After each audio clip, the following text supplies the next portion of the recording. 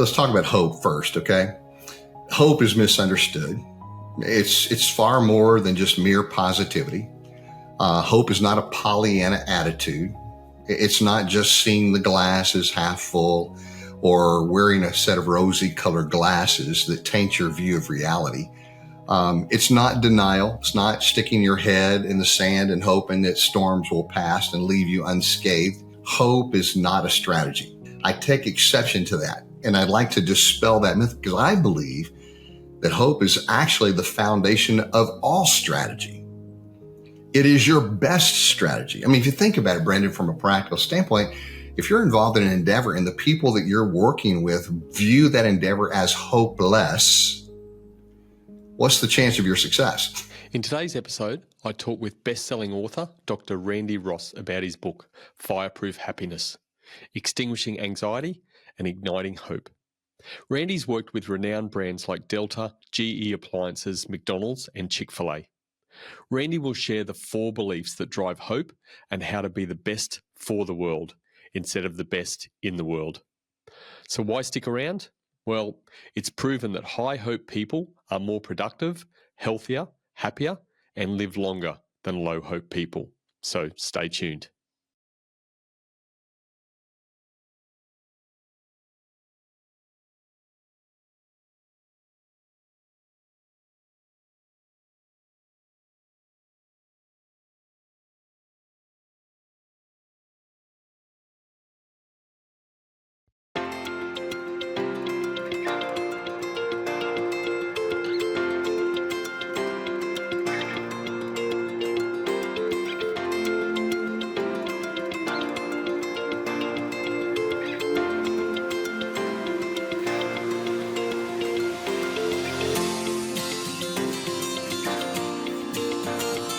So, Jake, thanks for joining us on Cultural Leadership Podcast, mate. What I want to start with is what inspired you to write this book, Fireproof Happiness? Well, Brendan, thank you for inviting me to be on the podcast. And Fireproof Happiness really grew out of the COVID pandemic. I had a friend when COVID hit and things began to shut down. As you remember, supply chains were interrupted and we had stay-at-home mandates and the world seemed to be falling apart. And he said, Randy, we don't know how long this is going to last. We don't know how deep this trench is going to be. You really need to write a book on hope. And I thought that's really interesting because I wanted to talk about the connection between hope and happiness because everybody wants to be happy. It's the universal pursuit. But what does happiness mean? And how do you actually attain happiness? There's a very wise man by the name of John Templeton who once said, happiness pursued eludes, but happiness given returns. And so I started looking at all the research around hope, what hope actually was, and saw this dynamic interconnectivity, this correlation between hope and happiness. And so I dug into the research. I wanted to find scientifically validated, peer-reviewed papers that had been published on the efficacy of hope. And that's where I began. And then it really, out of that experience, began to address maybe a larger concern because back at the end of the Cold War, Brendan, the Army War College came up with an acronym that described world conditions at the time. And you may be familiar with this, but it was VUCA, VUCA. There's actually VUCA training right now internationally. For some of your listeners, they may be familiar. But VUCA stands for volatility, uncertainty, complexity, and ambiguity. And I thought, man, that's a great descriptor of where our world is now. And quite frankly, it's a good descriptor of where our world has evolved after COVID, and we currently are experiencing volatility, uncertainty, complexity, and ambiguity. Well, I wanted to turn that upside down or change it, if it were. And so I think you can turn VUCA into CAVU, CAVU. Now that's a term that pilots use, but it means ceiling and visibility unlimited. Anybody who's ever taken a commercial flight, in the midst of a rainstorm understands the experience of climbing above the cloud banks until all of a sudden you rise above the clouds. And when you do, then it's blue sky. And you can see forever. The horizon is clear without obstructions. And that's a CAVU sky.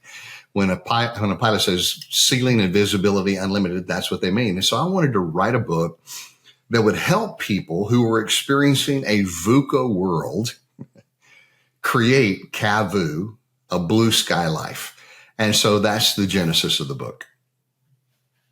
I love it, mate. I had no idea the origins of VUCA. I love the play with the CAVU and how that's worked out. What I have to ask, though, is why did that friend come to you or think that you're the man to do this? Well, my entire career has been spent inspiring, helping, motivating people, drawing out the very best, helping them find meaning and fulfillment in their work. And he was someone that I trusted who said, Randy, I've seen a lot of content on the market that's faith-based when it comes to hope. Well, I speak to Fortune 100, Fortune 500 companies, and I couldn't lead with faith as the answer to providing hope, but I wanted to do it from a scientifically validated perspective.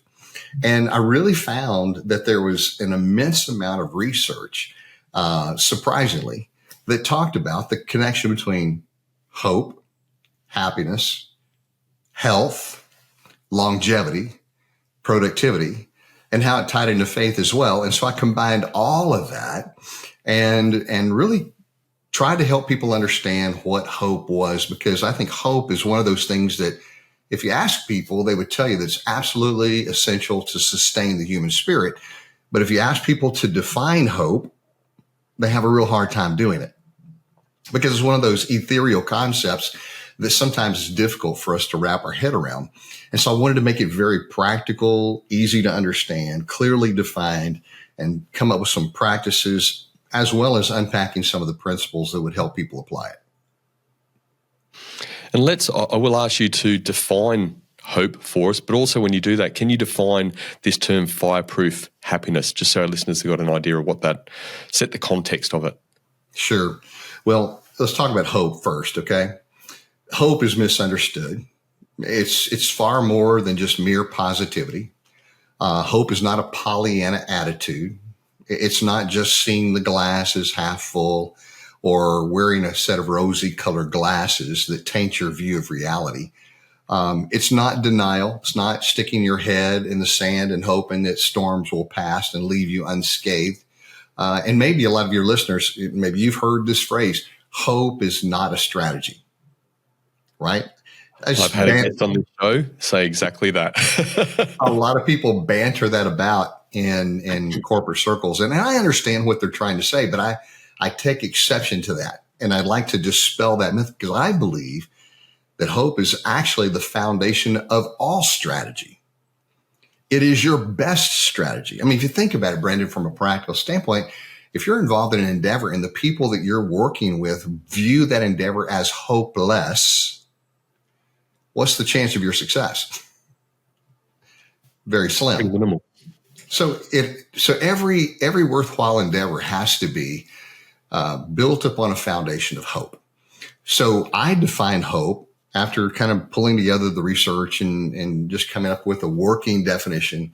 I define hope as a dynamic motivational system that's tied to inspirational goal setting. So it's a dynamic system. It's a framework. It's constructed with principles that are transcendent and universal. But there's a specific approach, and that approach is it has to be inspirational goal setting. And I unpack in the book the power of inspirational goal setting, because goal setting, as we've described it oftentimes in corporate circles, is simply inadequate. It's not enough to have a SMART goal. And some people are familiar with that acronym. It's not enough to have objectives laid out that are time bound and achievable. There's a deeper component that I think many goals miss, and that's that they're not values or character based. And I think in order to be effective, all goals have to be values based and they have to be tied to the growth of character. Or one other way to say it is that the metrics don't produce value. Value is foundational in driving the metrics. And I think if you get one ahead of the other, then it begins to fall apart.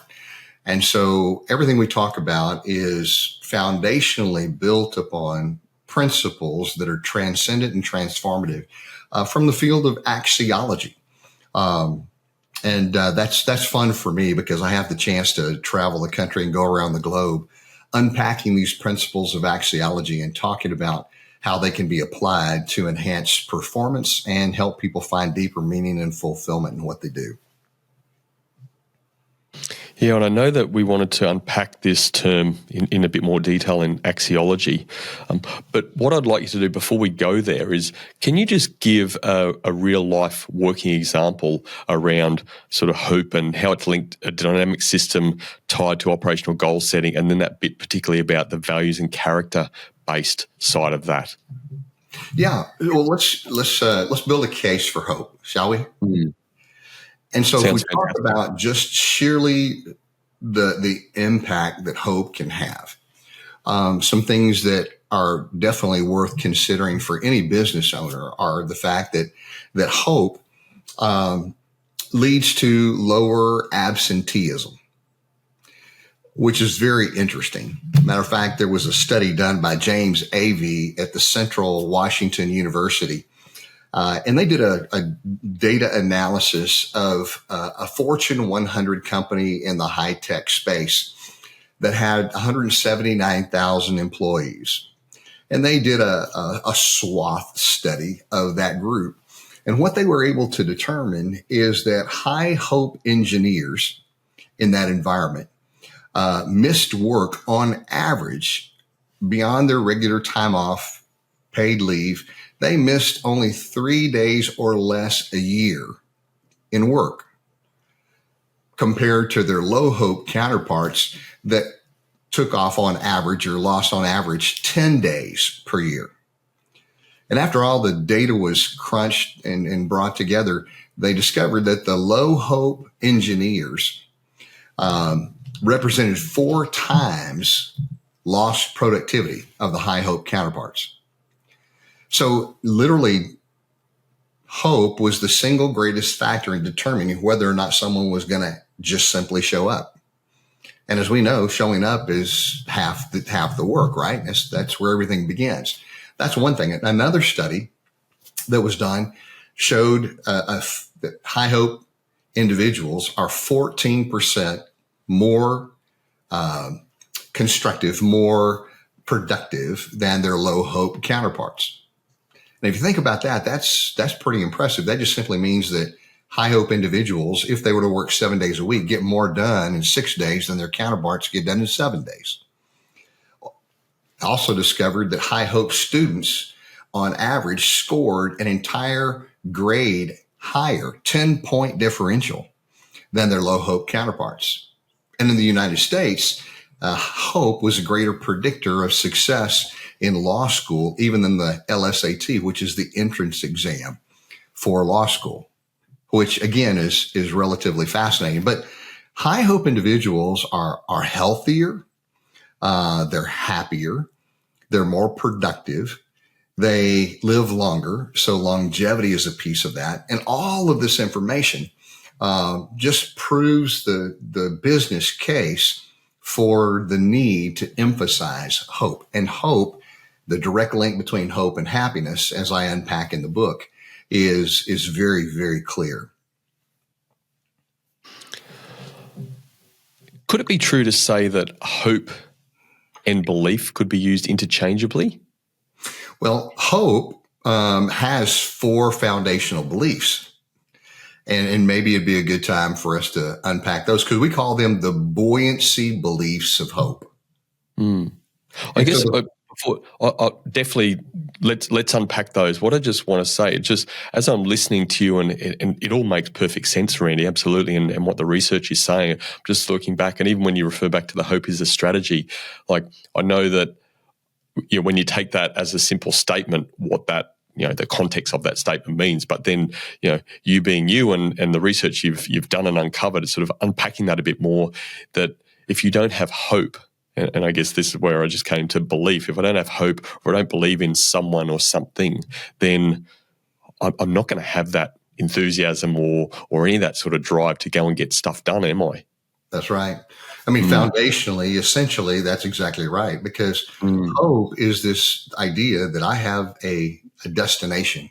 I have a preferred place that I'd like to wind up, and I believe I can get there. It has to do with determination. Absolutely.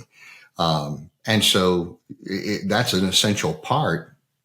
If you don't have a goal, if you don't have an objective, if you don't have a desired destination, then there's no real reason to have the motivation to try to get there.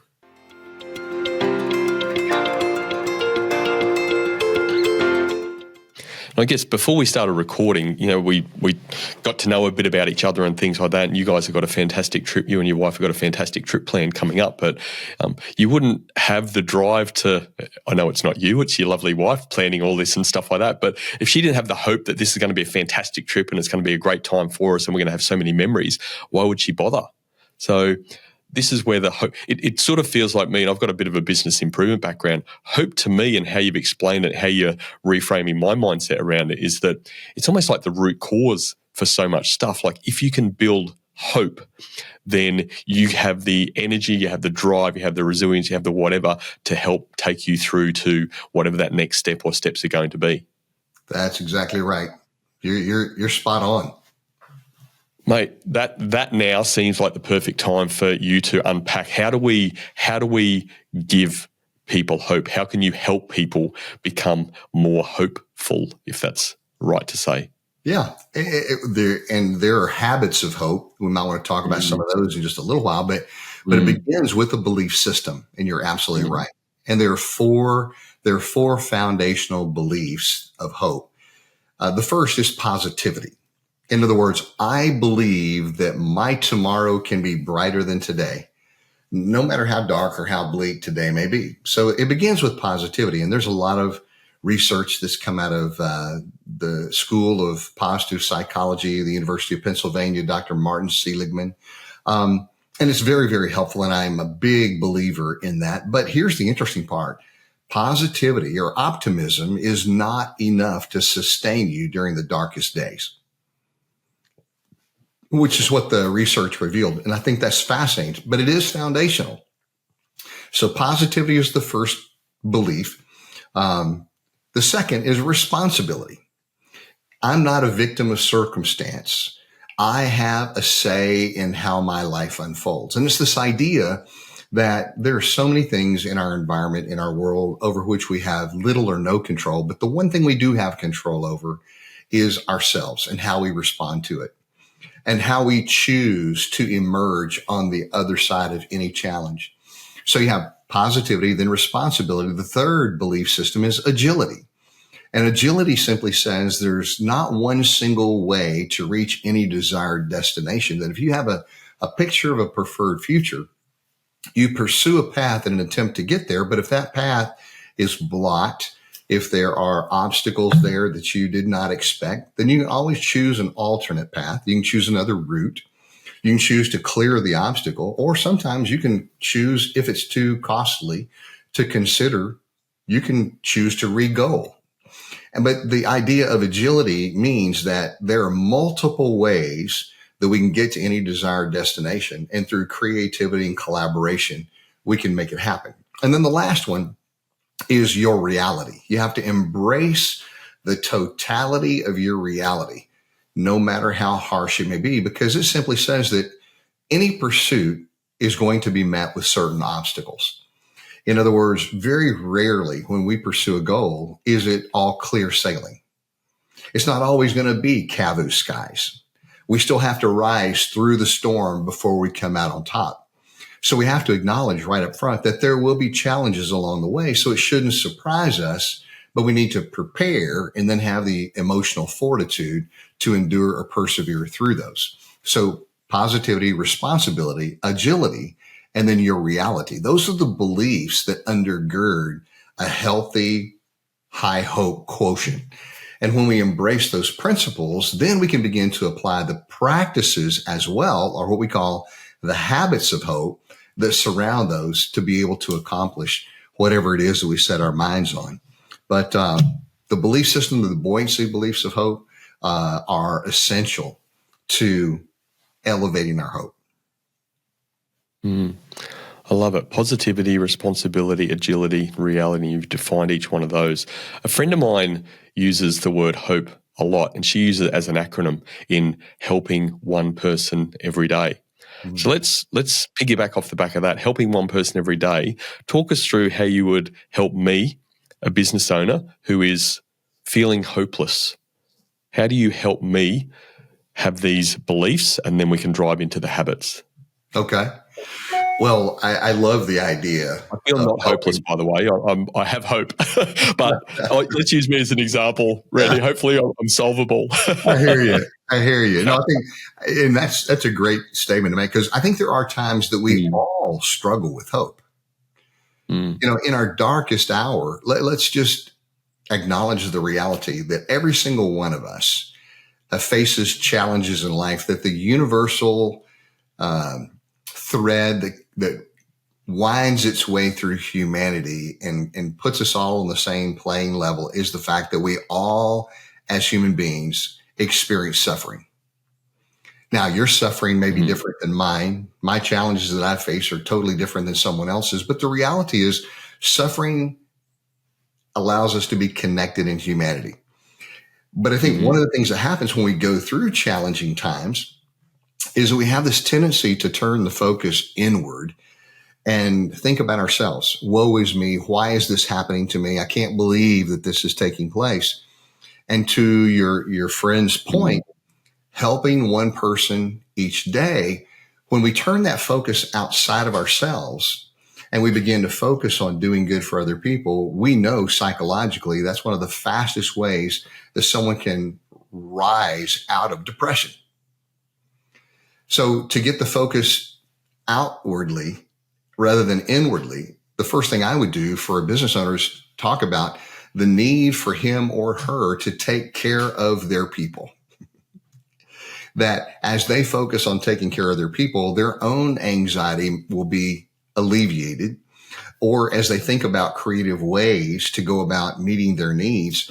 I love in the book, we unpack what we call the pivotal question. And the pivotal question when we go through a difficult time or tumultuous circumstances is not, why is this happening to me? But here's the question that turns every problem into a possibility. What does this now make possible? Okay, so that's eliminated. Okay, so now I've hit that roadblock. Now I'm experiencing this challenge. Okay, but what does this now make possible? Because creativity is what you get when other options are taken off of the table. And I think by asking that question, what does this now make possible? It changes the focus and takes it away from those things that you can't do and the limiting factors, and forces us to begin to think about and explore what might be possible, what could be done. You know, and it opens up a whole new vista and energizes us to think, okay, well, we got to leave that behind, but what does it open up before us? And so I think that helping one person every day is a great way to simply say, take the focus off yourself and begin to think about the vast opportunities that are still present, even though now we're dealing with some maybe limiting factors. And it makes perfect sense, the looking outward, and even that question, that's a fantastic question. What does this now make possible? You're turning your mindset from a victim mentality into an opportunity mentality. But you know as well as I do, like, all this stuff makes perfect sense. There's just, like, there are people there that just don't, they know it, they understand. It's like a norm, it's like a belief. Those things are very hard to sort of do thought reversals on, aren't they? Like, I don't know if you've got an answer for this. Like, if people are there, then they're there, and that's very difficult. There may be some mental health attached to that. I don't know. But how do you, what's the toughest challenge you've had in the work that you're doing in trying to help somebody transform from that victimhood mentality into this positivity and starting to embrace these 4 beliefs and then turning those into habits to keep driving that into a sustainable action and sustainable behaviors? Sometimes I think it's helpful. It's never good to compare yourself to other people. Sometimes I think it's helpful to hear other people's stories. And one of the stories that I unpack fairly thoroughly in the book is the story of an individual by the name of Viktor Frankl. And some of your listeners may be familiar, but Viktor Frankl was a psychologist, incredible individual who wrote the book Man's Search for Meaning. And Viktor Frankl he survived the Nazi concentration camps of World War II. But when he was taken out of the ghetto and incarcerated in the prison camps, everything that he had was taken away. All of his worldly possessions were stripped away. His family members were all taken to the concentration camps. They all eventually lost their lives in the gas chambers. Viktor Frankl himself, because he was a scientist, was conscripted to document the atrocities that the Nazis perpetrated against the Jewish people in a lot of their experimentation. And he was forced to endure that. And he saw the brutality that humans could perpetrate against one another. But he also saw in those moments the incredible grace and dignity of one human being offering assistance and encouragement to another, even as they walked to their certain deaths in the gas chambers. And what kept him alive was this idea, Brendan, that he imagined in his darkest hour what it would be like to endure all of these atrocities and yet come out on the other side and be able to offer something of value and meaning to the world. As he talked about, how do you survive the most challenging times in life and still maintain your dignity and your purpose? And what he said was, in his writing, everything can be stripped away from you except one thing. There's one thing that no one can ever take away from you, and that's your own power of choice. It's the last great human dignity, the power to choose how you will respond. No matter what happens around you, what's more important is what's happening within you. What's happening within you to fortify your belief system, as we talked about earlier, to solidify your value construct. What's happening to cement and solidify the very character that would allow you to not only face, but embrace life's most difficult challenges and still be able to offer something of value, to be generative in your outlook on life, to not let the world oppress you, but for you to be renewed in your thinking so that it's such an powerful, empowering act that then you're able to do good for others. And I think that was the motivation that drove him. And for him to come out on the other side and to write a book like Man's Search for Meaning, in the times that I get down, I get anxious, I get depressed, I think about what he endured. And my challenges pale in comparison. And then to hear his writing, to read his writing, coming out of that experience is just such an encouragement to me, because to be a man who is so solid in his own self-respect and introspection, to be able to endure those kinds of hardships and that amount of suffering, and to come out on the other side so gracious and giving, provides for me a path forward.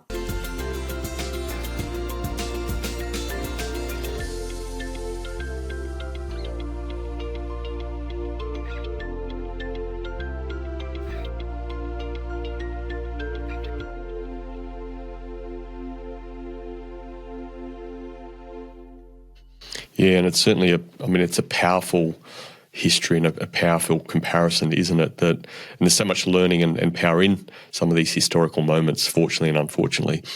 I guess what I think we're saying, if I can, I don't want to say dumb it down, but just simplify a little bit from the listener's perspective, that if you can find something that resonates with you, that there's always a person in a worse situation, right? If you can find something, that a story, and the one you shared is absolutely powerful and should resonate with anybody on this earth. But if they find that story that is their kick up, that boot up when they are feeling down, and hey, like you said, we all feel down. We can all lose hope from time to time. I mean, you got 4 kids, I've got 2 kids, and I think sometimes we lose hope with us being good parents and stuff like that, and applying different things. So I think that's what you're saying, is that if you can find and attach yourself to a story, and in those moments of feeling a little bit more hopeless and a situation's getting you down and stuff like that, reflect on that story, find that story, think about that story, and then use that as a reframing of your mindset to get back on track. I think that's well said, Brendan. And not only to find a story that's inspirational to you, but realize that you have the opportunity to write your own story. And that's where that idea of responsibility comes in, that no matter how dark this chapter may be, I am responsible for writing the next chapter of my life. And as an author, I know that in order for me to write the next chapter, I have to end this chapter. So with every new beginning, there has to be an ending. And so endings and suffering and challenges are a part of being able to launch a new start. And the idea that we have the chance to recreate ourselves on a daily basis should provide great inspiration and encouragement for all of us. And I know we're talking a little bit about future happiness, but this is where your book Remarkable came in. And I remember watching something on you, and I wrote something down about, I think it was the end of a keynote you did, and you said something like, choose to be what I was designed to be, or you choose to be what I was designed to be. Can you you started to unpack that a bit. Can you unpack that a little bit more for our listeners? So that's at the end of what we call the Remarkable Manifesto. And Remarkable is not only the name of our company, but it's also the name of the book that I wrote some time back. But remarkable means that you live life, or you do business in such a way that you blow people away, that you exceed all expectations, that you provide world-class service, that you impact people's lives in such a way that when they leave your presence, they have this irrepressible desire to talk about you and the good that you've done in their lives.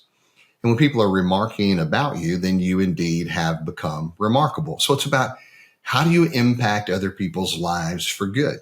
You know, how does that happen, and why does it happen? And I just believe that we were all put here on the planet, not just to breathe the air and use the resources for our own good.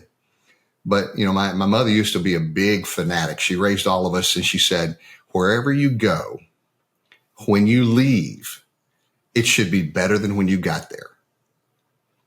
Meaning that don't leave a mess behind, improve upon it. Leave something for someone else to enjoy. And when I depart this earth, if all I did was breathe air and ravage the resources of the planet for my own advantage, then my life will not have left a permanent legacy. But if I'm consciously thinking about leaving it better than it was when I got here, if I'm thinking about what a positive difference I can make for other people, that's what we were designed to do. I just believe that God gave us all the opportunity to connect with one another in such a way that we can enhance and improve our existence together. And it's one of the things, quite frankly, our society needs more now than ever before, because there is such a myopic mentality in individuals, in governments, in corporations, and there needs to be more conscious capitalism. How do we connect with one another? How do we connect with our communities in organizational life? How do we connect better with our own employees to create a better employee experience? Because the customer experience is going to grow out of the employee experience. And how can we create a better community that's committed to doing good in the world? I think that's the purpose of business. The purpose of business, in my estimation, and I may be wrong, it's not simply to make money. The purpose of business is to improve the human condition. to do good, to make the planet a better place. And if we do that, we will make money. But if businesses only exist to make money, it won't be too terribly long till people realize that they're only here to make money and they will abandon their cause. But I have this firm belief, Brendan, that people like to do good business with businesses that do good. And so I think businesses that do good, they give back, they connect. There's a conscious awareness that they've been placed on the planet to do more than just create a product, but to improve the human condition. Those are the organizations that I've seen have been able to exceed those that are more focused on just making money. Yeah, and it's maybe why that connection with, you've worked with a number of industries, but there's certainly a number of industries there that are service focused as well, focusing on others. So probably why they resonate with you and you resonate with them. The other point that I'd make, and back to what you said, the power of choice. So all of that stuff you said about remarkable and being remarkable, we all have a choice to make about how we make our life remarkable, how we help other people be remarkable, what we do, how we define what remarkable is, don't we? Oh, no doubt about that.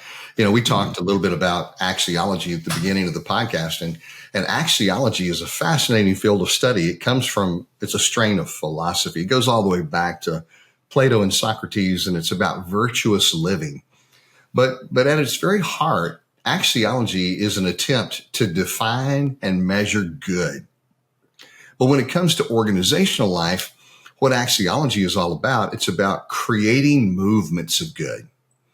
And it's creating movements of good that I think we need to be focused on, both as organizations and as a society. And those principles, as we try to unpack them in our writing and in our teaching, are very powerful, powerful principles that can codify a strong culture, that can bring meaning and fulfillment to life. And a lot of those principles are based around the idea that life at its best is about creating value. It's about value constructs, value creation, and just foundationally, how can we live lives that are virtuous and give back to others to make the world a better place? And so that's what we try to focus on in all of our writing and all of our speaking and all of our training that we do. And the impact is quite extraordinary. So let's get, again, there's always people out there that roll their eyes about, that's a bit wishy-washy and stuff. Well, let's get concrete. So what's Dr. Randy Ross's movement of good? What are you doing? What's your movement of good?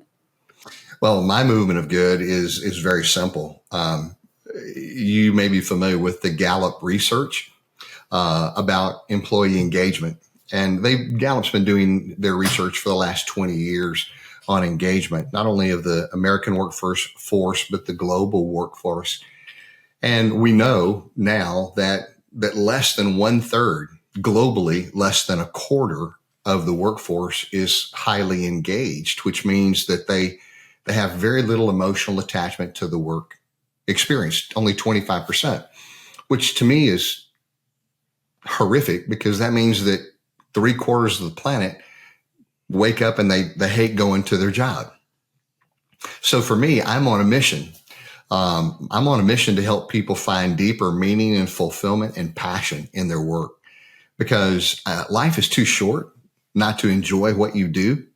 And so I'm on a mission to help organizations, particularly leaders, craft relationally rich environments where people can thrive and find fulfillment and meaning.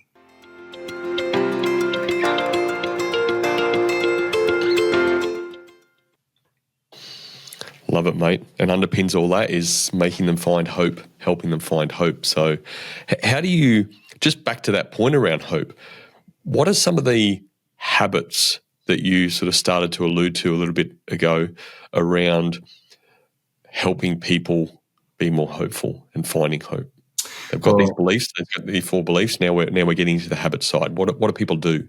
So practically, how do we apply that? Let me offer to you 3. In the book, we unpack 10.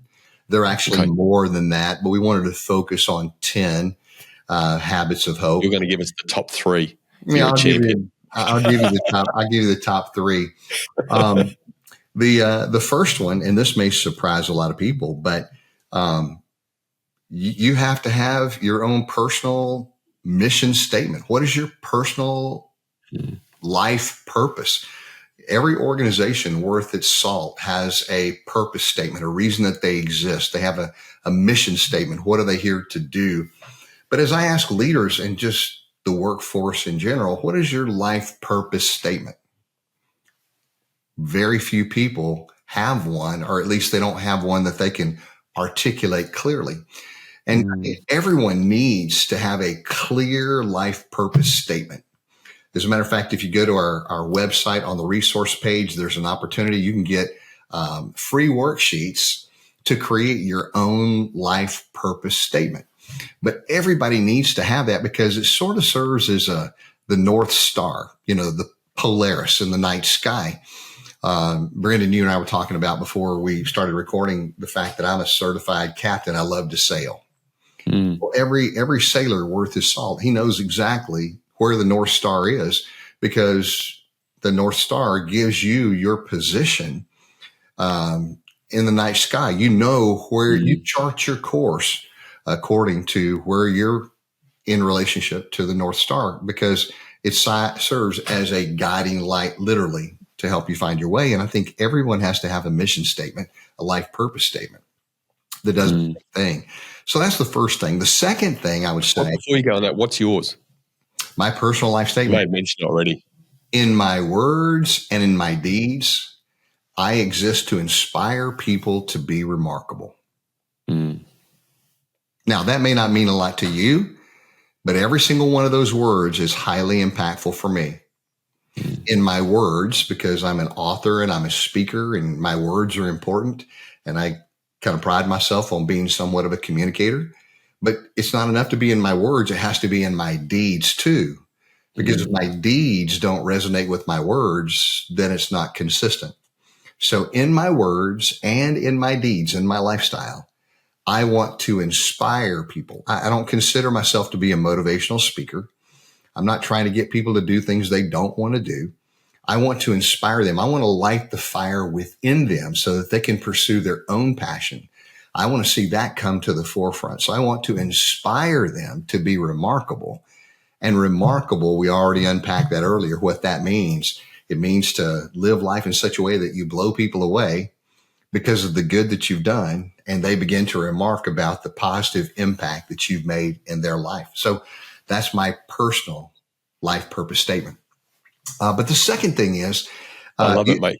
Sorry to interrupt you. I'm being a bit rude, but I love that, and it did make some sense to me. Maybe because I've researched a bit about you in preparation for the interview, but it resonated straight away, and I love it. Just last night, there was something else I was doing around some of my messaging and the work I do, and I wrote something about I exist to create empowered entrepreneurs to connect with family, friends, and community.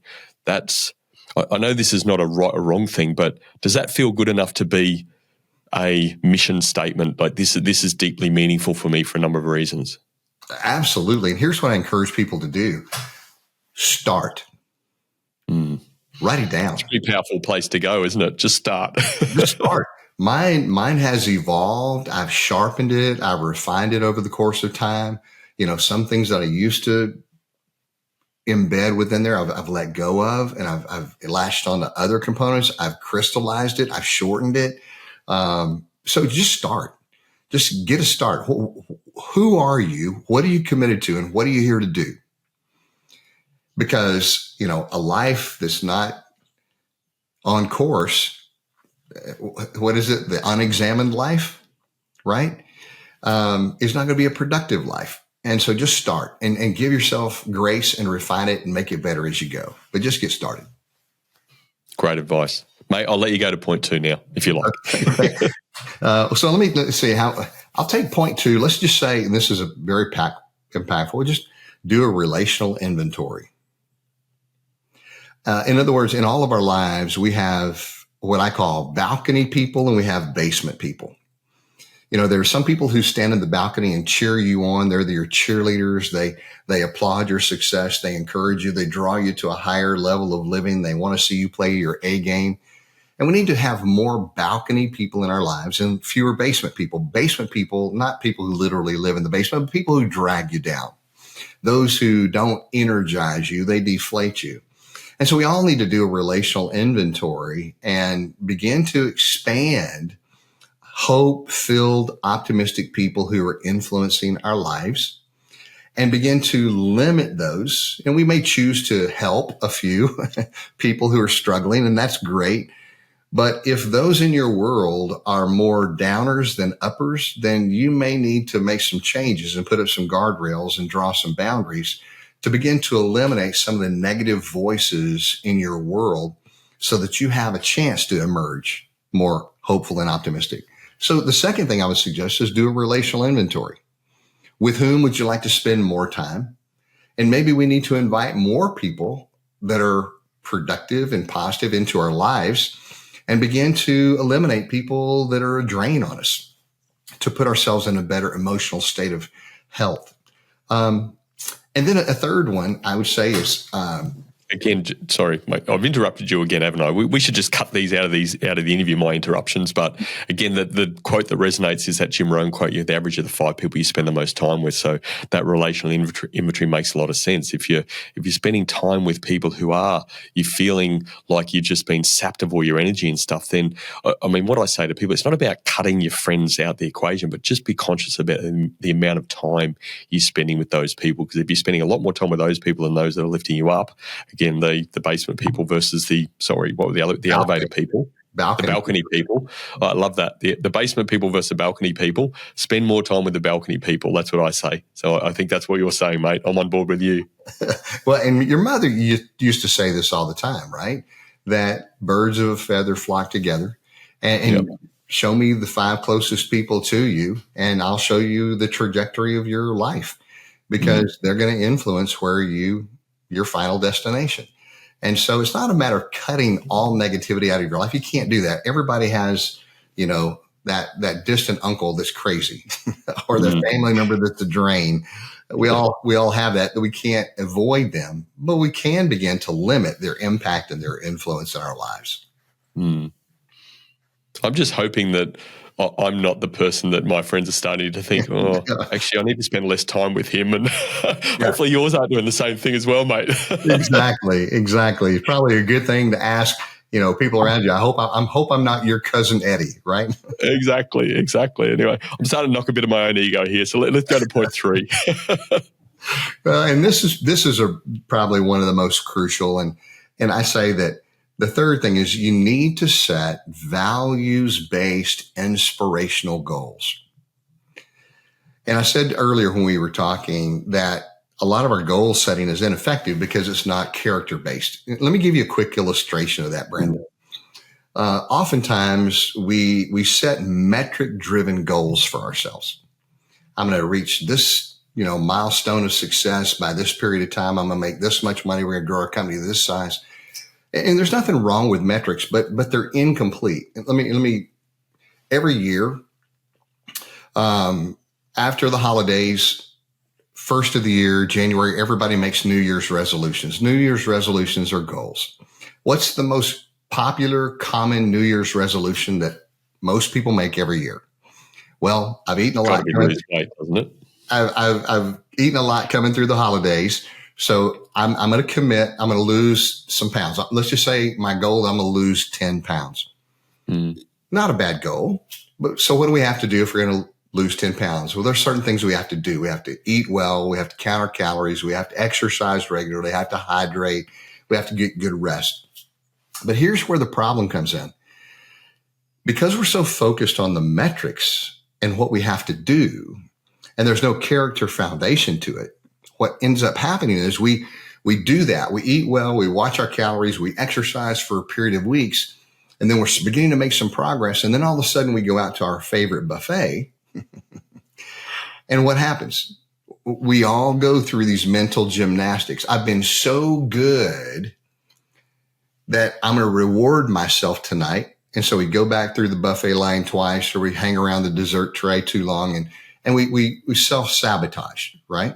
Or let's just say we stay on our routine for a couple of months. We finally hit our goals. and we've lost the 10 pounds. And then we go out and celebrate with pizza and beer.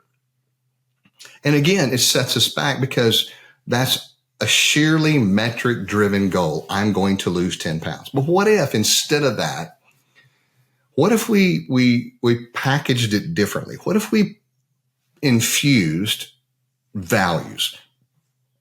We talk more about character. So this year, instead of losing 10 pounds, I choose to be, it's not what I'm going to do, but I choose to be different. I choose to be healthy.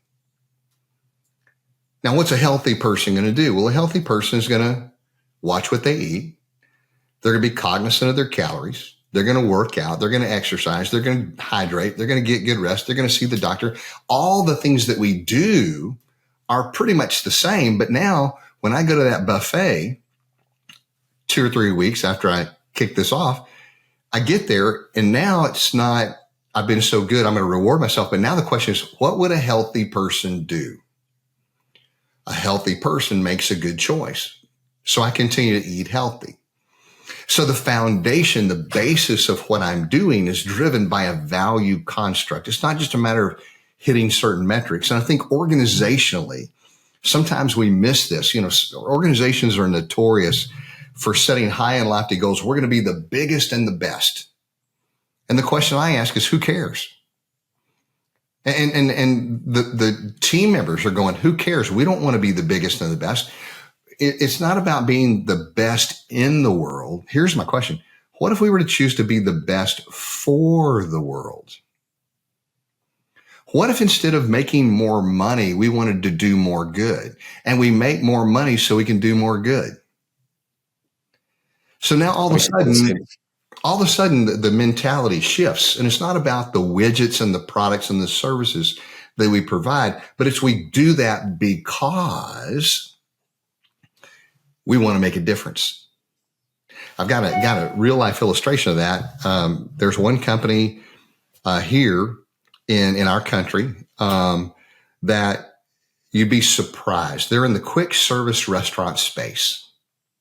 And I won't share their names. It's not necessary, but I'll make the point very clearly that their mission statement is not what you would expect it to be. Their mission statement is to be the world's most caring company. It has nothing to do with the products or the services that they provide, because that's almost irrelevant.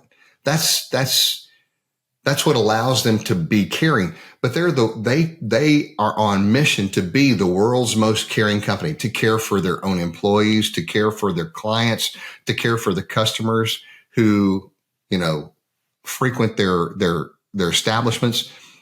And as a result of that, here's what's fascinating. They have surpassed in gross revenue their top 5 competitors combined. And they've done it with 1/3 the number of retail outlets. And think about it. Results. They have more gross revenue than their top 5 competitors combined. And we're talking about a national organization. Now they're expanding globally. But it's not a small local enterprise. This is a national company. They just cleared $20 billion in gross sales. So it's a pretty substantial entity. And their mission statement is to be the world's most caring company. Now take that down to a mom and pop shop. The same thing applies. If we do what we do to make a difference in the world, we will make $1. If we do it with the right attitude and we do it to serve others. Now, don't get me wrong. This organization has a great product and they've got a great culture and they deliver with excellence. So it's not just a matter of, being compassionate. You've got to be compassionate, but you've also got to be competent. You've got to be consistent. But when you get that blend, that mix right, and your commitment is not to be the best in the world, but to be the best for the world, and people begin to sense that, it brings us full circle to the fact that people like to do good business with businesses that do good. And that's foundational, I think, to any productive enterprise.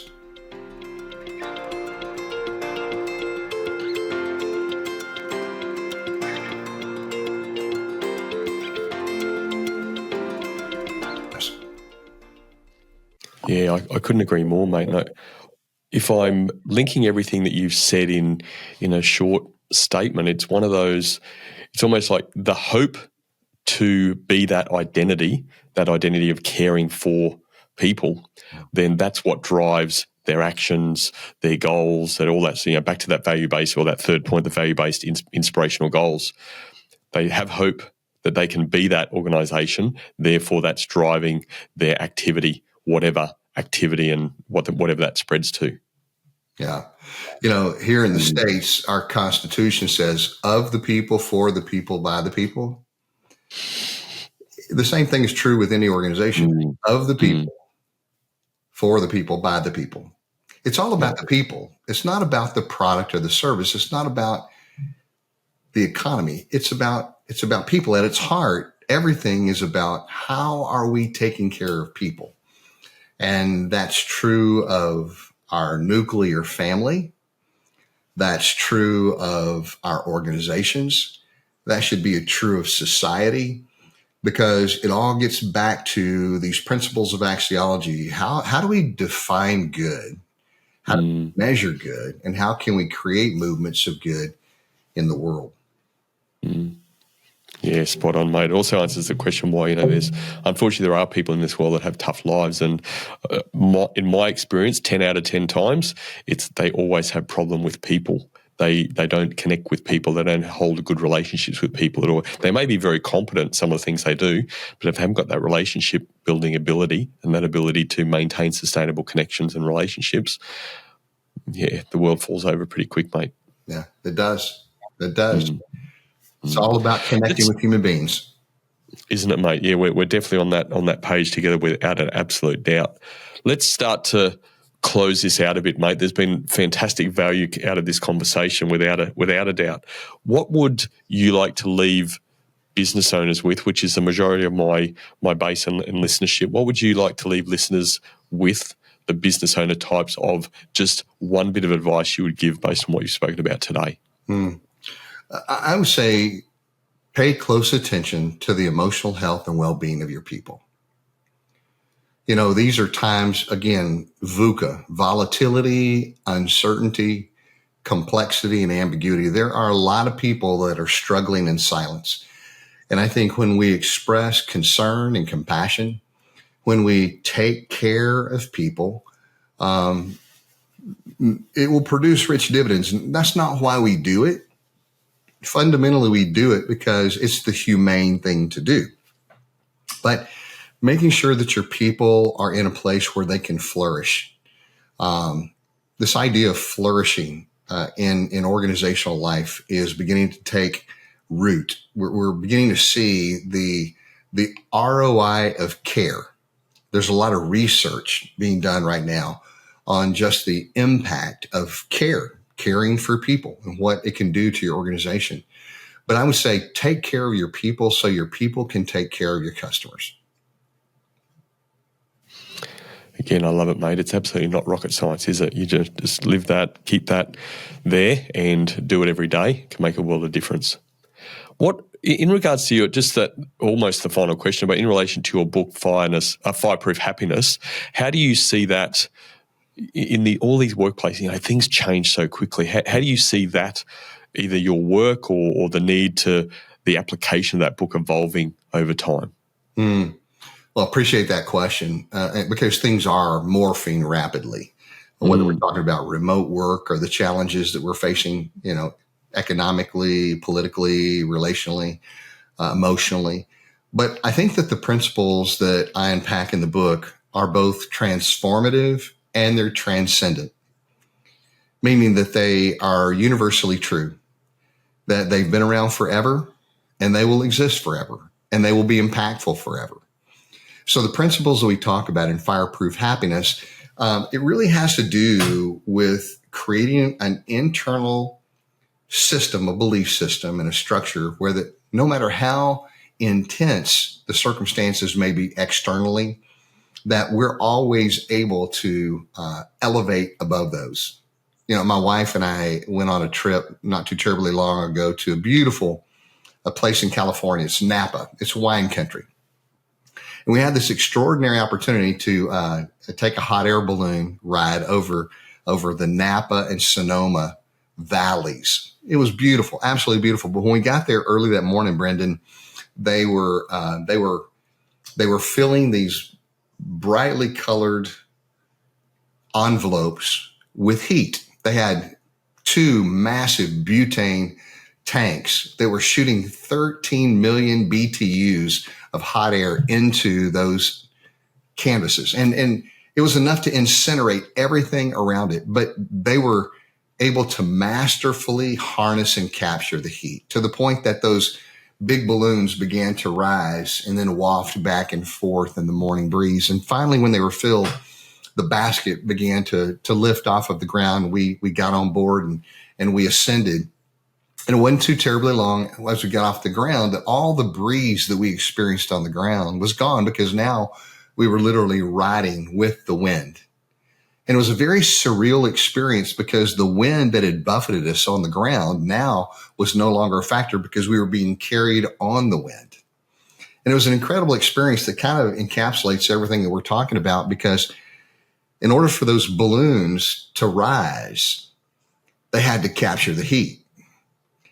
And as individuals, there are things that come. Sometimes the world brings the heat, so to speak, but we don't have to resolve ourselves to getting burned. If we know how, we can harness that heat, and we can allow it to cause us to rise to new heights, to the point that we're no longer being buffeted by the wind, but we're being carried by the wind. And the interesting thing is, although we had a flight plan, we had a place that we wanted to go, a desired destination, the wind changed and altered our course, but it was okay. And we wound up landing in a place that was not exactly where we had designated prior, but it wasn't too terribly far away. We had to re-go, but we made a soft landing and we had the experience of a lifetime. It was a great memory for my wife and myself. And I use that as an analogy to say that life sometimes does bring the heat. But as we harness the heat, we can rise above life's circumstance. So we can get an elevated position. We can experience CAVU skies, ceiling and visibility unlimited. And we can have the ride of our lifetime. We can't control the wind and we can't control the weather conditions, but we can determine where we choose to land. And it may not be where we originally chose to land, but if we demonstrate creativity and agility and we embrace the totality of our reality, then life can be a remarkable adventure filled with fun and memories and meaning and purpose that we can't find otherwise unless we were hope-filled. And that's what I want the book to do. And that's what we want all of our writing to do, is to inspire people to live lives that are extraordinary, live lives that are remarkable. Yeah, thank you, mate. And great story to share. What I loved even more was the fact that you said that these principles are timeless, because I could not agree more. They are absolutely timeless. So like any good principles and foundations, they are timeless, right? So, mate, our final question with you today is, in your experience, what's one thing that's helped you develop a culture of leadership? The one thing I would say develops a culture of leadership is, well, I'm going to say 3 things, if that's okay. I would say, I guess I let you. Vulnerability, transparency, and trust. Vulnerability is being honest with yourself about yourself. Transparency is being honest with others about yourself. And trust is the result of those first two, and trust is the commodity of leadership. When we create a trust environment, then great things can happen, because we aren't being held back by toxic behavior. And trust environments are powerful, and much can be done because you're not held back by unhealthy activity, but you can accelerate growth and productivity. Love it, mate. Vulnerability plus transparency equals trust. That's it. Beautiful. Well, Randy, I think your mother will be proud, mate. You've definitely left our podcast better than how you found it, mate. Thanks for being a fantastic guest on the Culture of Leadership. My pleasure, Brendan. Thanks for allowing me to be a part of this. Absolute pleasure, buddy. These are my 3 key takeaways from my conversation with Randy. My first key takeaway: confident leaders lead with hope. They inspire their team to believe in the outcome. This helps create a positive and resilient work environment. It encourages team members to strive towards shared goals, irrespective of the challenge. Hope acts as a foundation for motivation and forward momentum. My second key takeaway: confident leaders own their power of choice. They recognise and embrace their ability to make impactful decisions. By owning their choices, they can navigate obstacles effectively and shape their paths proactively. This fosters a sense of control and purpose within their team.